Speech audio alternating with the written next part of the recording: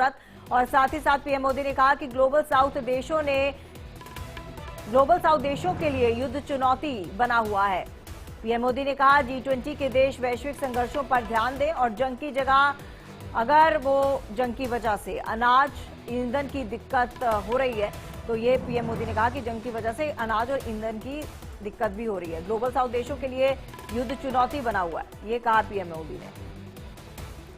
तो G20 के देश वैश्विक संघर्षों पर ध्यान दे, ये पीएम मोदी की तरफ से नसीहत दी गई और साथ ही साथ ग्लोबल साउथ देशों के लिए युद्ध चुनौती बना हुआ है, ये पीएम मोदी ने कहा।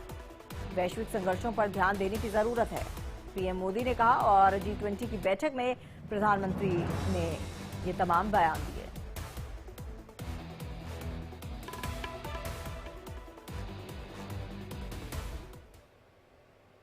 और पीएम मोदी ने जॉर्जिया मेलोनी से मुलाकात की, भारत और इटली से जुड़े द्विपक्षीय मुद्दों पर चर्चा की। मुलाकात के बाद पीएम मोदी का बयान, इटली पीएम मेलोनी से मिलकर खुशी हुई, ये कहा कि हमारी बातचीत रक्षा, सुरक्षा, व्यापार पर थी और संस्कृति में सहयोग को बढ़ावा देने के बारे में भी चर्चा हुई। तो पीएम मोदी की ये तस्वीर आप देख सकते हैं, भारत और इटली से जुड़े द्विपक्षीय मुद्दों पर बातचीत की।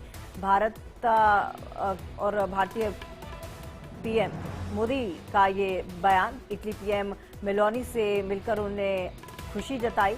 ये तस्वीरें आप उसी समय की देख रहे हैं।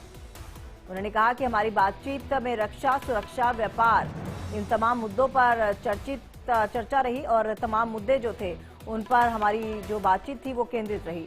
उन्होंने कहा कि संस्कृति में सहयोग को बढ़ावा देने के बारे में भी चर्चा की गई।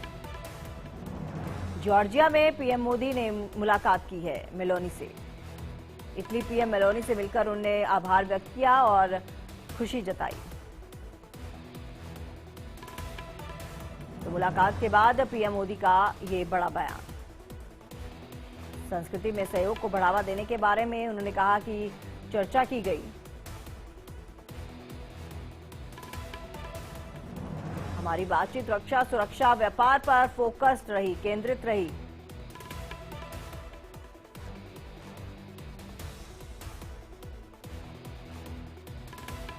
तो संस्कृति में